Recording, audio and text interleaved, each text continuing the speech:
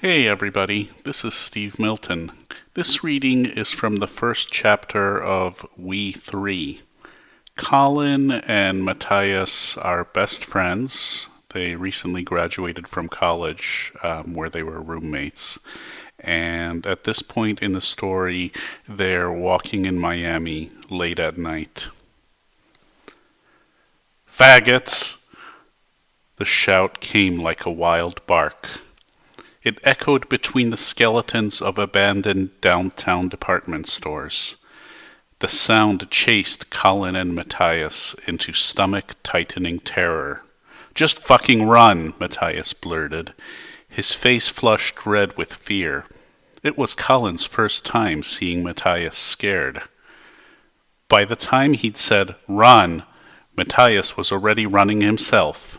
Colin ran alongside him, gasping for air. The faster he ran, the deeper he had to breathe the alley's rancid garbage smell he'd been avoiding.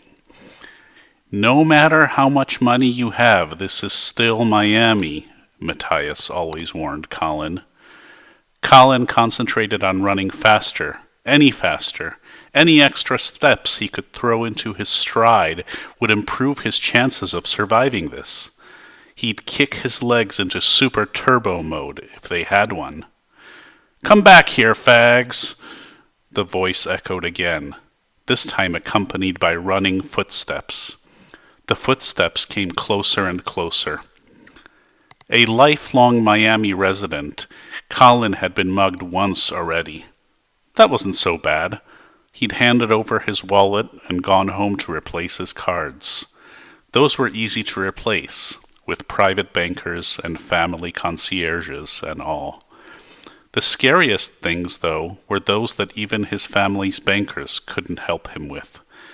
Like physical danger, and crazy people who wanted to kick your ass just because they imagined you were gay. That voice screaming somewhere behind Colin and Matthias wanted more than their wallets. It was definitely a Category 2 threat, one Colin couldn't write off as just a loss of some money. All Colin could do, all Matthias could do, was to run faster. They weren't even gay. They were just two guys taking a shortcut through an alley. Whoever was screaming didn't care about logic, of course. A logician wouldn't be in the alley hunting for homosexuals to harass. There was no reasoning with hate. Colin gritted his teeth. He put the turbo boost in his legs and feet right through to his Todd's driving shoes. Matthias was already running a good 2 steps ahead of him. Despite being kind of chunky, that Matthias kid was always faster than Colin. "Where you going, fags?" The taunt was closer. It had almost caught up with them. The threat wasn't just an echo off of brick walls. It was right there, coming up on them.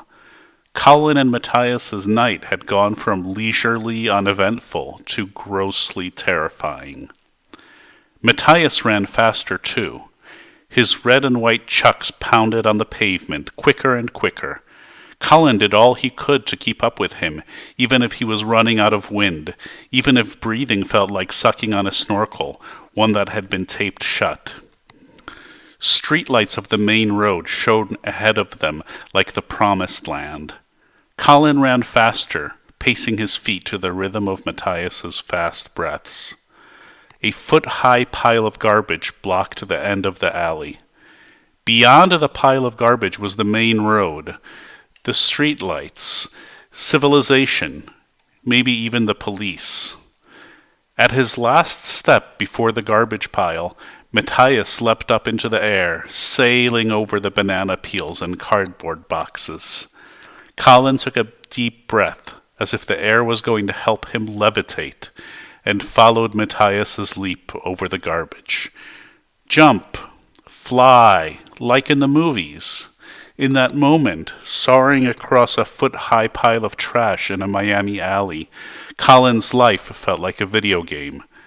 It was exciting, for once. "Next time, fags," the voice boomed behind them. It sounded feeble for once. But if they were helpless again in that alley, it would have sounded just as immediately threatening. Colin stopped. Catching his breath, he leaned down and braced his arms on his knees. Matthias patted Colin's back. His brown eyes carried Matthias's usual gentle mockery. Matthias dispensed the half-insults that bromances were made of. "You're pretty winded after like 30 seconds of running." Colin glanced up at Matthias, staring into the orange glow of a street lamp and the skyscrapers behind him. Miami Towers seemed to grow out of Matthias's curly brown hair. Matthias's round face was soaked in sweat, like Colin's. "Yeah, Matthias, you're no Usain Bolt either." Matthias shrugged. He used the back of his hand to push an avalanche of sweat off his forehead. "I'm more like Usain Dawdle," he grinned. Colin honored Matthias's comedic talents with a golf clap. "So, do you agree with me?" Colin knew to work the situation to try to push through his agenda. It was just as his dad had always told him. When everyone else is shell-shocked, that's when you take charge. The car ride thing was a start to Colin's perennial list of matters to be discussed with Matthias. Colin would use this chance to bring it up. Maybe Matthias would finally agree to stop walking around the city like a couple of plebs. "Do I agree with you what?" Matthias stood with his hands on his hips, gray half-lit Miami skyline behind him. He was beautiful, in a classical sort of way. "Do you agree with me," Colin said, clearing his throat the same way his dad did when giving a speech, "that we should stop walking around the city like a bunch of itinerants and start taking Uber, Lyft, anything other than our feet? We're 23 and totally out of shape, and your solution is that we become more sedentary?" Matthias sounded like a professor of logic sometimes. Colin loved and hated that about him. "We're Miami millennials who go clubbing and shopping," Colin shook his head. "Be realistic. We're not training for a triathlon here."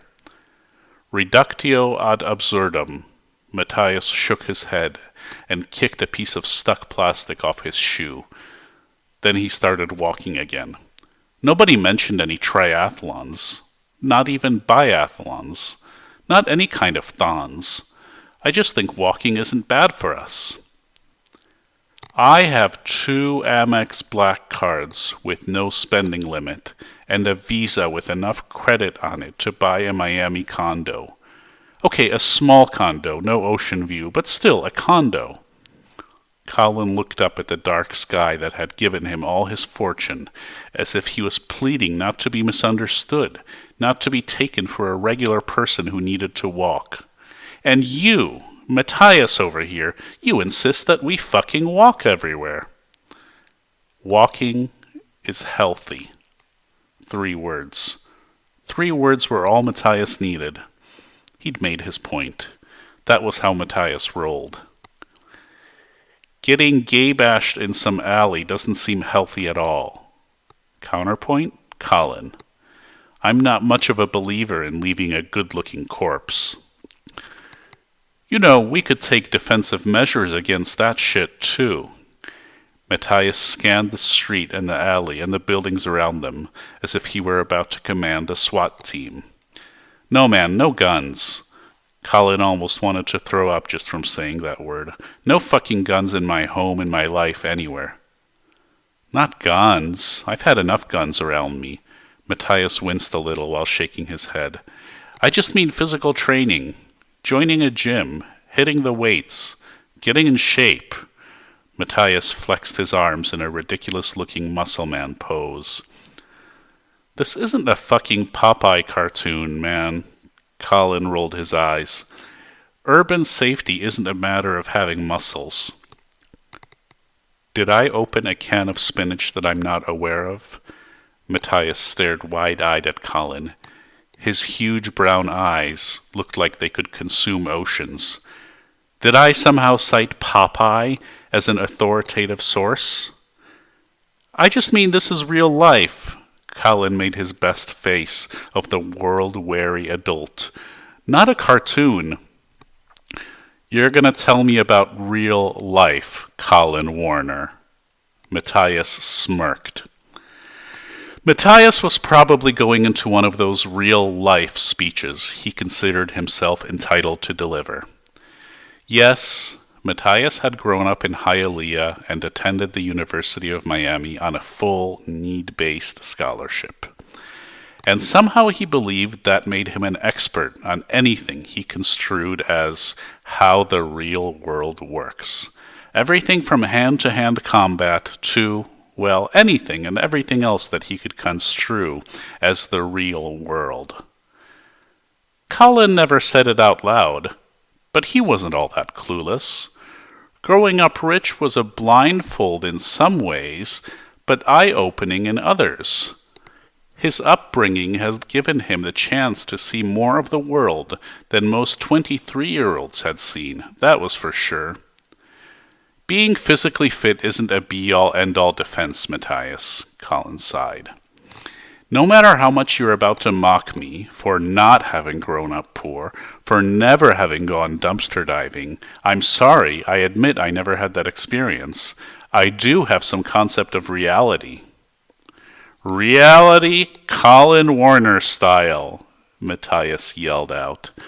He spread his arms wide like wings and ran down the sidewalk, then banked his whole body to the right and ran back to Colin. What is that even supposed to be? Colin couldn't help but grin as he shook his head in disapproval. An airplane? It's you, with your head in the clouds. Matthias triumphantly outstretched his arms, extending even his fingertips. He wiggled his head as if he were somehow making his way through a cloud. And it's your private jet, Matthias shouted again. Or your dad's private jet. Doesn't really matter which, does it now?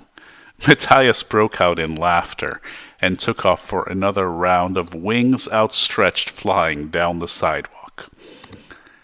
Matthias knew Colin's secrets. After having lived with him for 5 years, Matthias was as familiar with Colin's family wealth and status as he was with the sight of Colin's bare ass. You don't have to announce that so loudly, Colin sighed.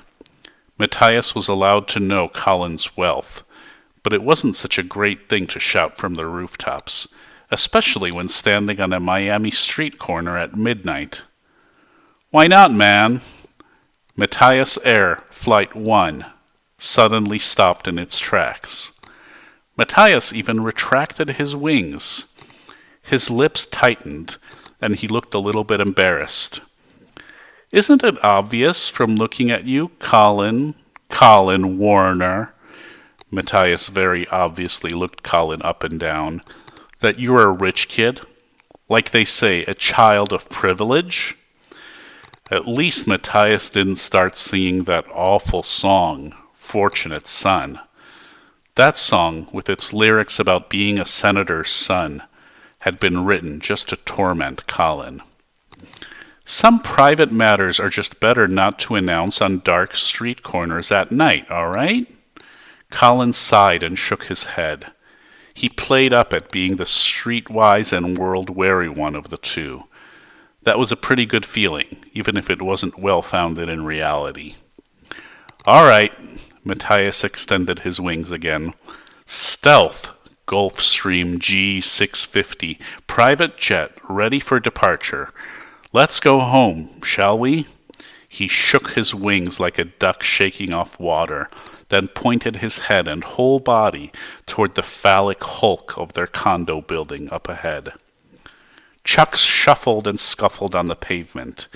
Wings still extended, Matthias ran toward their building. Or actually it was just their condo, not their entire building. Or actually it was just Colin's condo, but Matthias had lived there with him since their 3rd year of college, so it was pretty much Matthias's too. They'd been university-assigned dorm roommates for their first 2 years, So why not keep a good thing going? Colin had talked Matthias out of insisting to pay some rent back then, and he was going to talk Matthias out of this dumb, Luddite, let's walk idea now. Matthias was only jogging toward their building, not running full speed, but Colin struggled to keep up. Maybe joining a gym wouldn't be such a bad idea.